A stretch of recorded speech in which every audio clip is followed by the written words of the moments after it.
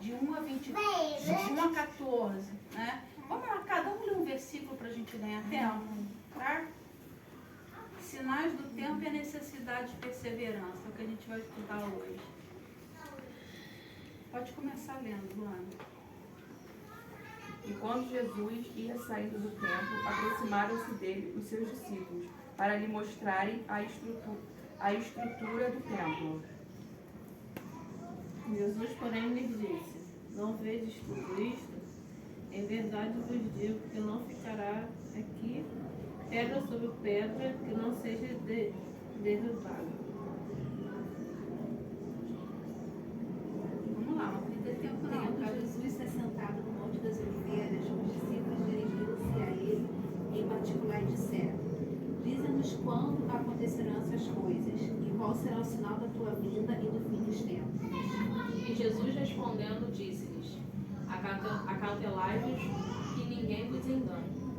Porque virão muitos em meu nome dizendo: Eu sou Cristo, e enganarão a muitos. E ouvireis de guerra e de rumores de guerra, olhai, não vos assusteis, porque mister que é isso. Tudo acontece, mas ainda não é o fim. Porque nação se levantará contra nação e reino contra reino, e haverá fomes e terremotos em vários lugares. Mas todas essas coisas são o princípio da cruz.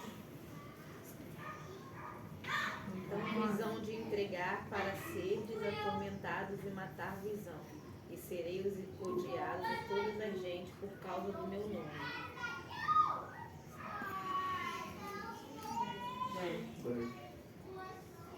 Naquele tempo, muitos ficarão escandalizados,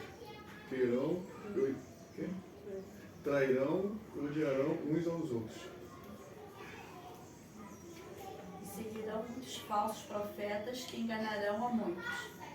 A maldade vai se espalhar tanto que o amor de muitos esfriará. Mas quem fica firme até o fim será salvo. E será pregado este evangelho do reino por todo mundo para testemunho de todas as nações, e então virá o fim. Esse texto aí, né, Jesus falando para os seus discípulos sobre o final dos tempos, as coisas que iriam acontecer.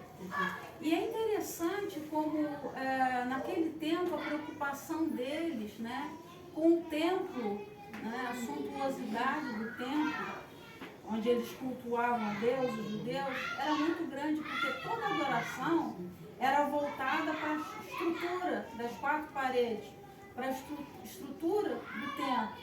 Por isso que hoje, quando a gente fala sobre essa questão de ser igreja, a gente realmente tem que voltar para essa realidade de que a igreja não é o templo. Porque Jesus aqui, ele deixa bem claro, quando ele fala, olha só, se vocês estão muito voltados para o templo, vocês fiquem sabendo que não vai ficar pedra sobre pedra. E ele falou que nós somos o templo do Espírito Santo, né? Muitas vezes as pessoas se preocupam com o templo estrutura, 4 paredes, né?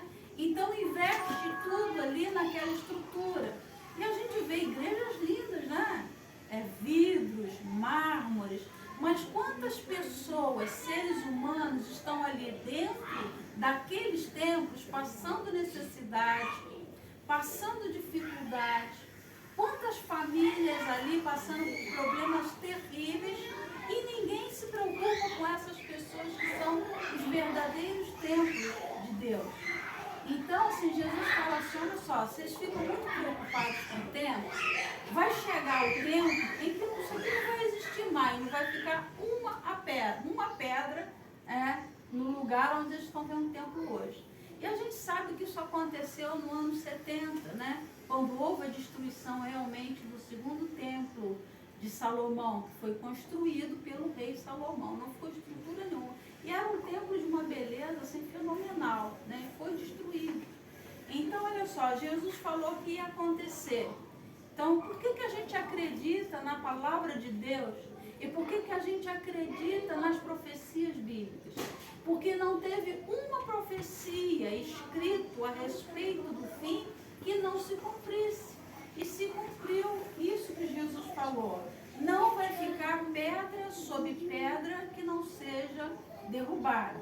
E aí ele fala para as pessoas o seguinte: olha, vocês vão ouvir falar, né, de guerras e de rumores de guerras, vocês vão falar sobre falsos profetas, vocês vão ver que vai se levantar nação contra nação. Primeiro ele começou a avisar de coisas que aconteceriam ali, no local, onde eles estavam em Israel. E depois ele estende um pouquinho mais a palavra dele para dizer o que ia acontecer a nível mundial, né? E tem um versículo aí que ele diz o seguinte: não passará esta geração sem que tudo isto aconteça. Peraí, aí a gente começa a perguntar o seguinte, né? Não passará essa geração, mas todo mundo que estava com Jesus ali morreu, né? Creio que alguns ali viram a destruição do templo, viram quando a cidade foi invadida, viram quando o povo foi disperso, quando aconteceu a diáspora, que os judeus se espalharam pelo mundo todo. Mas tem um versículo bíblico que fala que os judeus nos últimos dias voltariam para as suas terras. Se vocês colocarem aí no Google, né, na internet, vocês procurem lá, judeus voltando para a sua terra. E já 700 anos antes de Cristo, Deus usou o profeta Isaías para falar que o povo voltaria para a sua terra nas asas das águias. Presta atenção, nem sequer ouvia falar ainda em avião. Mas quando a palavra disse que voltaria nas asas das águias, estava se referindo aos aviões que trariam, né, que levariam o povo de Israel de volta para a sua terra.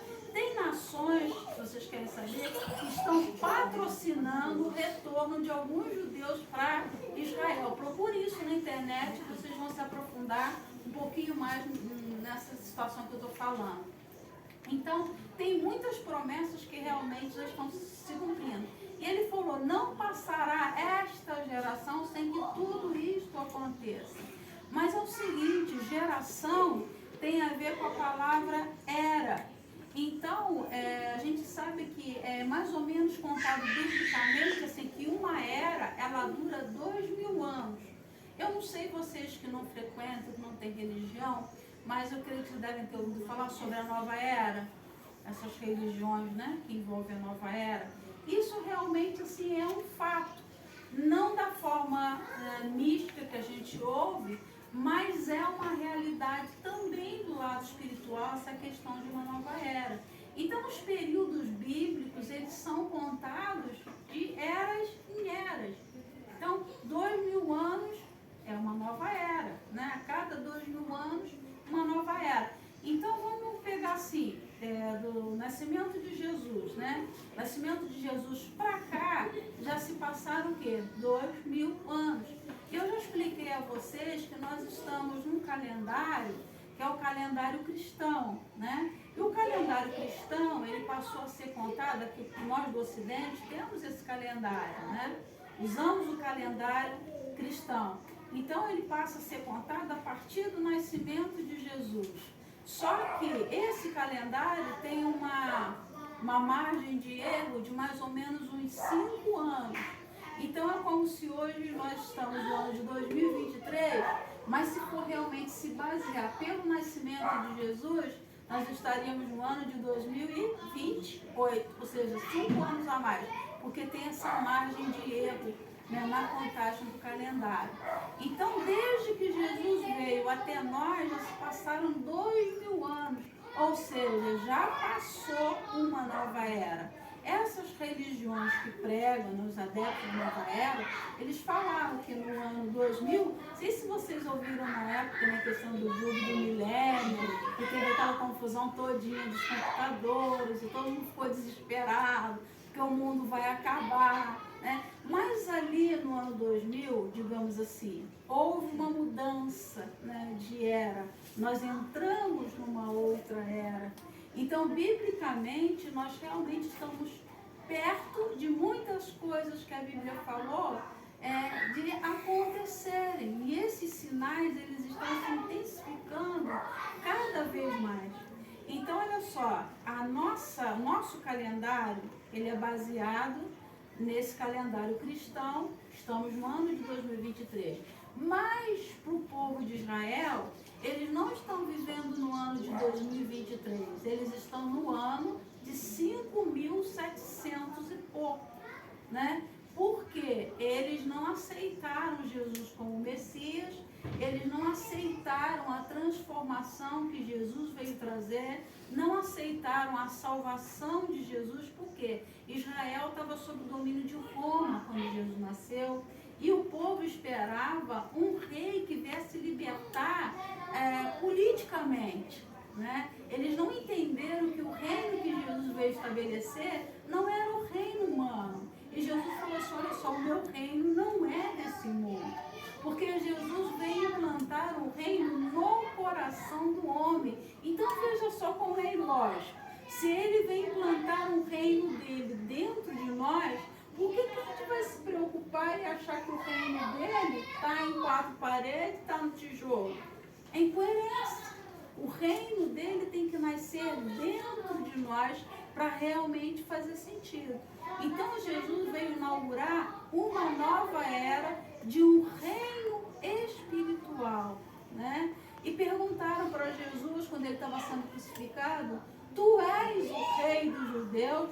Jesus responde assim, você está dizendo que eu sou. Colocaram lá, né, acusação na cruz, acima da cabeça dele, né? Jesus Cristo, rei dos judeus. Mas ele é o rei dos Irmão, gostei. Eu achei que estourou aí sozinho. Gente, eu vi. Gostei. As coisas acontecem. Vamos voltar para cá, né? Deixar a lâmpada lá. Enfim, então olha só, ele veio estabelecer um reino espiritual. Só que as pessoas esperavam que ele estabelecesse o reinado político. Então Jesus não tem nada a ver com política. Me desculpe os pastores que se envolvem com política, eu não consigo entender isso, porque o reino de Jesus, né, é um reino espiritual.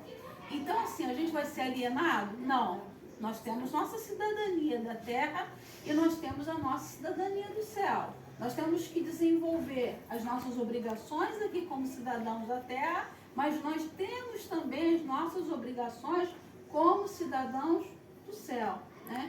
Então a nossa preocupação como igreja é também trazer essa realidade do reino de Deus aqui para a terra, né? Trazer essa realidade, trazer aquilo que Jesus ensinou, porque ele fala que tudo isso aqui vai acontecer como já aconteceram muitas coisas, né? Então, só para completar o que eu estava falando, o povo de Israel está no ano de 5.000 e pouco, né? E daqui a pouco eles chegam lá no ano de número 6.000. Né? Então, biblicamente, a palavra de Deus diz que Deus ele criou a terra em 6 dias e no 7º ano ele descansou. Então tá para acontecer realmente um descanso até da natureza. Vocês já viram como estão acontecendo catástrofes e está cada vez pior? Tá ou não tá? Tem a questão do homem? Tem. Porque, por exemplo, né, vamos ser sinceros, com a rua calçada, asfalto, vai ter drenagem de água como? A água da chuva vai cair, vai canalizar, vai jogar para algum lugar, mas se não tem um filtro que é a terra, vai sobrecarregar e vai ter enchente, certo? Então a ação do homem, o próprio homem destruindo, colaborando. Né? Tem as queimadas. Quem faz as queimadas não é o passarinho que queima o mato. Ele não seria burro de queimar a habitação dele. Quem é que provoca as queimadas? O ser humano, tá entendendo? Tem a poluição, cada vez mais aumentam as doenças respiratórias. Quem é culpado?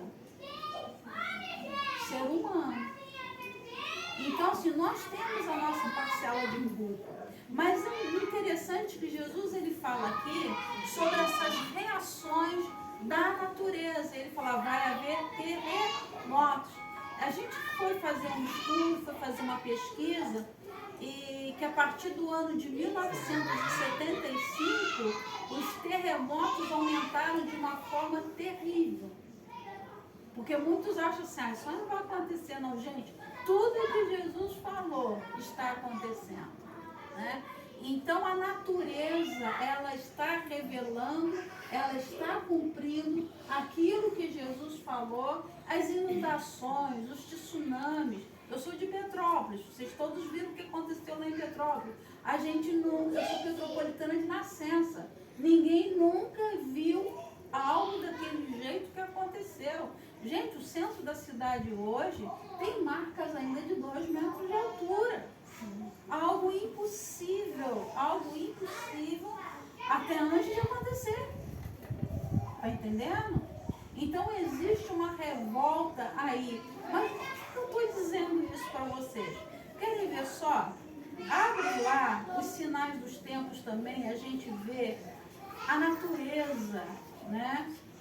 Então, abre em Romanos 8, de 19 a 22, que vocês vão entender uma coisa. Romanos 8, 19 a 22, cada um lê um versículo para a gente ganhar tempo. Quem encontrar primeiro pode começar a ler. Porque ardente expectação da criatura espera a manifestação dos filhos de Deus. Pois ela foi submetida à inutilidade, não pela sua própria escolha, mas por causa da vontade daquele que a sujeitou na esperança. De que a própria natureza criada será libertada da escravidão, da decadência em que se encontra, recebendo a gloriosa liberdade dos filhos de Deus. Amém. Tem uma outra versão que fala pra gente que a natureza geme, né, com dores de parto e aguarda a manifestação dos filhos de Deus. Outra versão Aqui assim. a minha está no parto. Tá, lê pra mim essa versão. Na esperança de que também a mesma criatura será liberta da servidão e da corrupção, para a libertação da glória dos filhos de Deus. Porque sabemos que toda a criação geme e está juntamente com dores de parto até agora. A criação está com dores de parto até agora e ela espera a manifestação dos filhos de Deus. O que quer dizer isso? A natureza, ela também reclama. A natureza também sofre. E a natureza espera que a gente se manifeste de alguma forma. E o que isso tem a ver para nós? Olha só como é que uma coisa puxa a outra.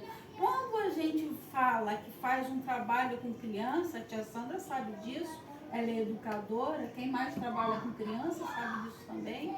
Uma das funções nossas é a questão da educação ecológica, né? Então você ali não é um trabalho só espiritual, as crianças estão precisando de cidadania e valores. Por quê? Se uma criança chupa uma bala, a maioria é assim. Você vê a criança pega o papel e joga onde? No chão. Quando vem a chuva, leva aquele lixo para onde? Para os bueiros. Os bueiros enchem, fazem transbordar. Então, se não houver uma mudança de mente a partir da gente, para mudar a mentalidade das crianças, isso vai de mal a pior, porque a natureza sofre com isso. Está entendendo? Então, a preservação da natureza, né? Natureza geme e aguarda a manifestação dos filhos de Deus, aguarda a nossa redenção total, aguarda o tempo em que nós não estaremos mais nessa terra, num novo céu, uma nova terra, onde não existe destruição da natureza. A gente precisa ensinar para as crianças de hoje a cuidar dos animais. Tem gente que você foi falar, né? Meu filho foi criado em apartamento, foi muito engraçado. Até os 4, 5 anos, a primeira vez que ele viu um cavalo, ele ficou desesperado, ele achou que era um monstro. Não quero. Por quê? Não convive, a gente conviveu com animais. Mas as crianças de hoje, na maioria, não sabem. Não sabem o nome dos bichos, não conhecem os animais, né? A natureza geme e ela espera a nossa manifestação. O que é isso? Espera que a gente faça diferença. Mas aí você vê, dentro de igreja não se fala sobre isso. Dentro de escola não se fala sobre isso. E como que fica o mundo? O mundo fica de mal a pior. Não se ensina respeito pelos animais. Olha, a coisa que dói meu coração é ver criança maltratando animal, chutando, porque não é ensinado. Agora isso faz parte de quê? Do que Jesus falou aqui também, Mateus, que quando chegassem os sinais dos tempos, né, o amor de muitos esfriaria. Uma sobrinha minha, não tenho vergonha de falar isso, ela falou para nós, fala para todo mundo da família, eu gosto mais de animal do que de gente. Gosto de animal, tudo bem, eu também gosto, eu amo. Mas aí já entra uma outra questão. Quando ela fala, eu gosto mais de animal do que de gente, isso quer dizer que, como está o ser humano? Ela está errada? A princípio, a gente fica, né, pensando, como que pode amar mais animal? E ela me explicou depois, eu fui entender. Ela virou e falou assim, tia, sabe por que eu gosto mais de animal do que de gente? Porque o animal, ele é fiel. Ela foi dando as explicações dela, veja bem. Porque o animal, ele retribui tudo aquilo de bom que você faz por ele. Realmente, quem aqui tem cachorro? Tem cachorro? Gente, o carinho de um cachorro é algo incrível. O carinho de um gato, até de gato. Eu tive gato, meus filhos têm gato. É incrível. Se você estiver passando mal, eles não saem de perto de você. A cachorrinha do meu irmão, né? Estou na casa dos meus pais, jogando cuida da minha mãe, e ele desce todos os dias com a cachorrinha dele, né? Eu brinco que é um parquinho. O parque da cachorra dele é a casa da vovó. A gente brinca assim, que minha mãe se sente bem também com os animais e volta ali doente, né? E a primeira coisa que a bichinha faz quando chega dentro da casa do meu irmão, ela vai correndo. Se eu estiver dentro do quarto deitada, ela vai disparada lá. E o que ela faz? Né? Às vezes eu não estou legal, não estou bem por causa do frio. Ela vai e deita ali pertinho. Aí fica olhando assim na minha cara e tipo assim, como é que você está hoje? Como é que você está hoje? A gente sente isso, eles faltam um pouco falar. Né?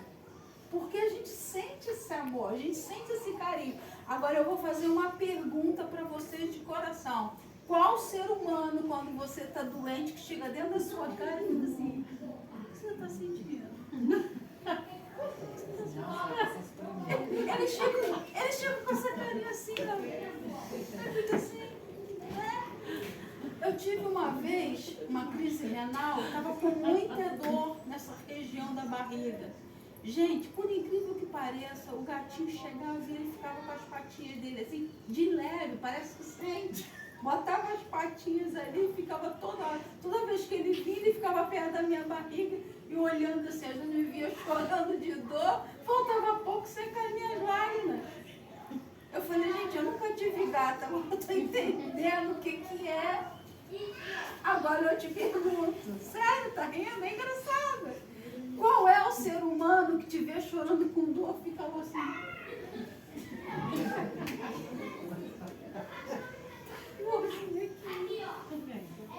Gatinho.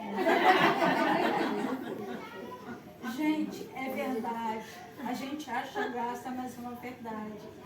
Por aumentar a iniquidade, o amor de quase todos esfriará. Hoje está tão normal, entre aspas, não era para ser normal, mas a gente passa nas esquinas, está cada vez mais aumentando o número de moradores de rua, né? Gente, tem gente que passa de lado e não tem dó, não consegue ter piedade de um ser humano. Então, se não tem piedade do ser humano, vai ter de um bicho. Tá entendendo? Mas não pode ser assim.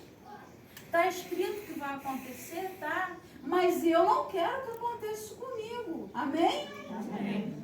Cada um de nós deve se posicionar desse jeito, está escrito. Mas eu não vou fazer parte desse número, eu não vou fazer parte dessa estatística. Se para muitos é normal ver uma criança sendo violentada, para mim não vai ser. Se para muitos é normal ver uma criança de 7, 8 anos tendo ido para o tráfico de drogas, porque não tem ninguém que faça nada por essa criança, para mim não vai ser. Eu não quero que seja. Eu não aceito. Eu já há muitos anos eu falei isso com Deus. Falei isso com Deus, falei, Senhor, está escrito, mas eu não quero que o amor se esfrie dentro de mim. E isso é uma coisa que nós temos que lutar todos os dias. Todos os dias. A minha filha me ensinou uma lição sobre essa questão do amor, a gente já vai estar encerrando. Ela me ensinou uma lição sobre o amor que eu nunca mais esqueci. E uma lição de que a gente tem que parar de ser egoísta.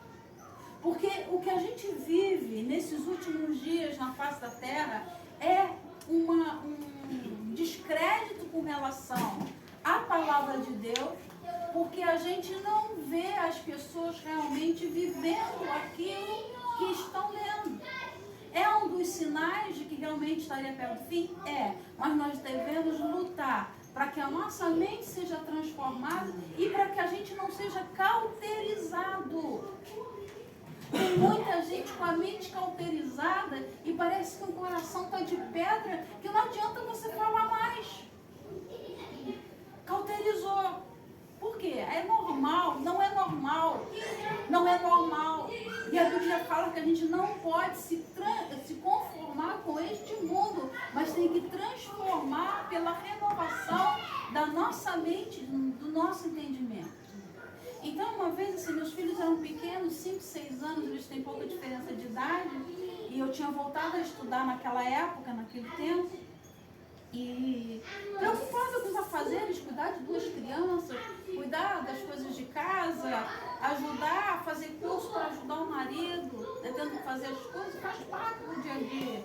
Mas eu deixei um pouquinho assim de realmente dar às crianças a atenção e o carinho que eles precisavam. E um dia minha filha falou assim, mãe,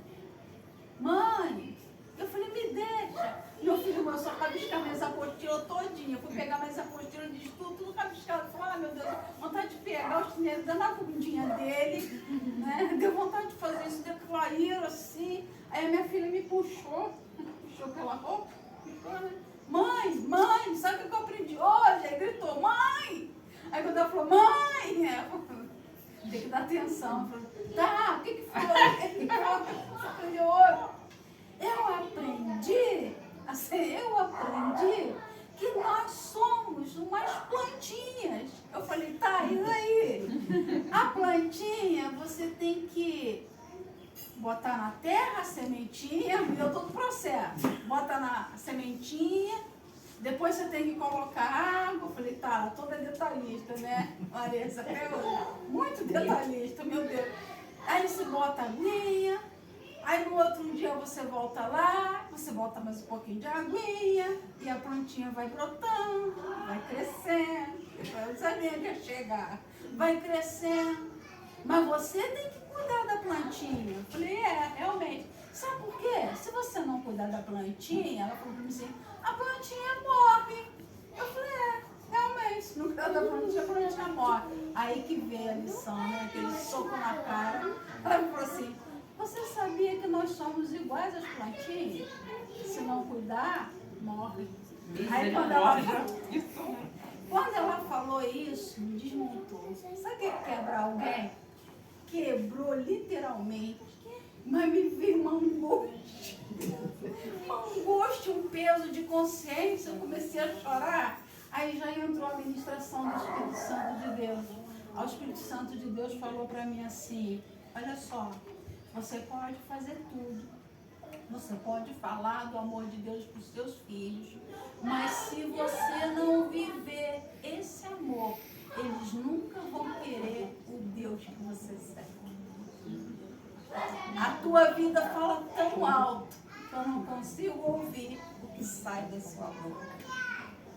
E naquele momento de reflexão eu fiz uma mudança de pensamento. Falei, peraí, eu não posso pensar só em mim, porque eu tenho 2 vidas dependendo de mim. Dependendo do meu amor, dependendo do meu carinho, dependendo da minha dedicação. E o Espírito Santo falou para mim assim, elas só vão entender o meu amor se elas virem meu amor na tua vida. É normal de aumentar tudo isso aí que a gente está vendo? Gente, eu não aguento ver jornal. Eu não aguento. É só violência. Daqui a pouco vai escorrer sangue na tela da TV. Só violência. Tá entendendo? Você dificilmente ouve uma notícia boa. Por quê? A maldade, a violência, o coração do homem. E aí, o que eu tenho a ver com isso? Não deixe o seu coração congelar. Não deixe que o seu coração se esfrie. E Deus nos chamou para fazer a diferença nessa terra. Os sinais estão aí? Estão. Mas enquanto eu estiver nessa terra, enquanto você estiver nessa terra, nós somos chamados para fazer a diferença. Amém. Nós somos chamados para ser a igreja que arde no coração de Jesus. E tem uma frase que eu termino com ela, para que vocês guardem. A igreja que vai fazer a diferença nessa terra não é a igreja que você está indo, é a igreja que você está sendo. Amém. Não importa o lugar que você vai, não importa a religião que você tem, importa quem você é e o que você faz para fazer a diferença no mundo. Amém? A nossa família está precisando do nosso amor. O nosso esposo, nossa esposa, nosso pai, nossa mãe. A Bíblia diz que aquele que ganha o mundo inteiro, e tem muita gente que ganha o mundo inteiro, mas perde a sua casa. Então é tempo de começar 2023 pensando em não querer conquistar o mundo, mas ganhar a nossa casa, ganhar a nossa família, ganhar o coração dos nossos filhos. Porque a gente está perdendo os nossos filhos de pouco a pouco. E a gente tem que começar a fazer a diferença. Não vamos perder nossos filhos para o tráfico. Não vamos deixar perder nossos familiares para a violência, para as drogas.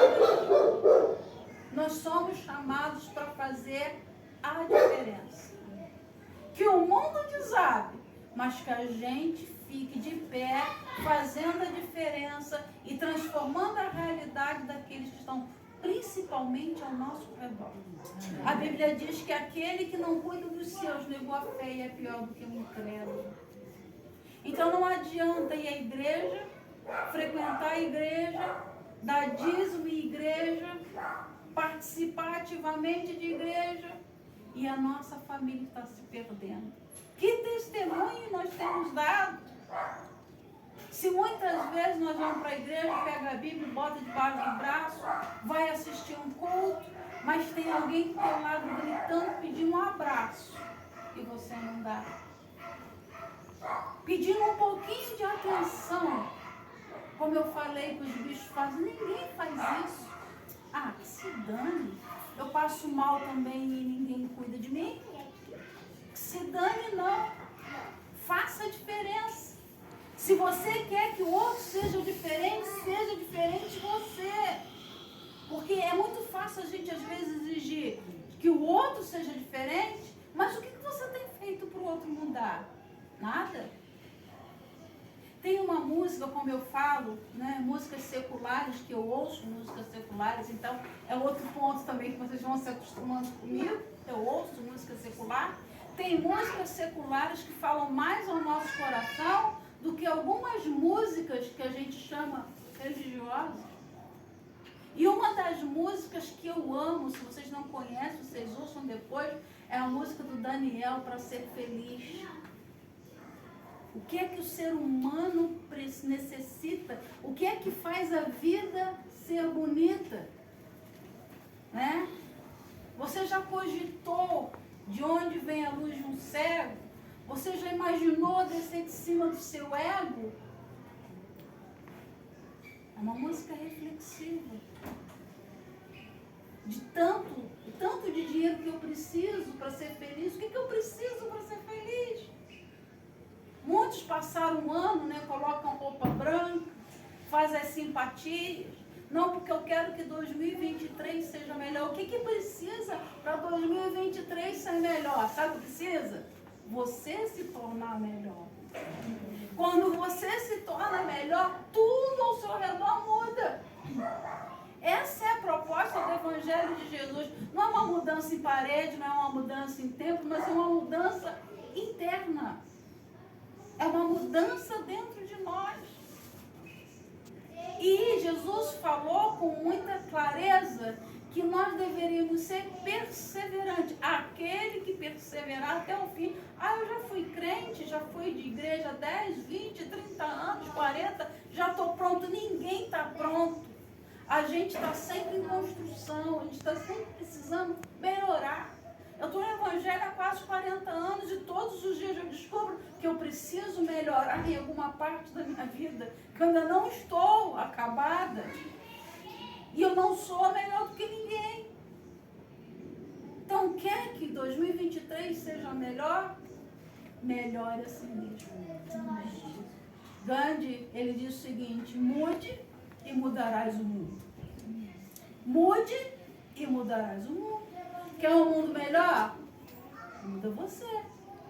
Quer uma família melhor? Começa mudando a partir de você. Quer uma sociedade melhor? Comece a partir de você. Vamos abaixar nossa cabeça. Quantas coisas dentro de nós precisam ser mudadas? Quem aqui? Só levanta a mão assim. Quem quer mudar muitas coisas em 2023? Levanta uma das mãos. Eu tenho muitas coisas para mudar. E Deus quer ajudar a gente. Deus quer. Mas só depende da nossa posição. Vamos abaixar nossa cabeça. E enquanto nós oramos, nós vamos estar clamando a Deus, né? Que traga a nossa memória, traga dentro de nós nesse instante coisas que nós precisamos melhorar. Nós vamos colocar diante dele e eu tenho certeza que se você fizer essa oração de todo o seu coração, Deus vai fazer com que o seu 2023 seja o melhor ano da sua vida, apesar dos sinais estarem se cumprindo. Apesar da palavra de Deus falar das tragédias, apesar de falar das catástrofes que estão por vir, apesar de falar que o amor está se esfriando, vai ser o melhor ano da nossa vida. Amém? Porque Ele é poderoso e Ele é fiel para cumprir. Mas o interessante de Deus e da presença do Espírito Santo, desse mover que nós vemos aqui, é que Ele coloca diante de nós aquilo que Ele tem para nós, mas cabe a nós dizer sim ou não. Ele não obriga ninguém a nada, nem a amar. Você não é obrigado a amar. Mas se você falar, mas se você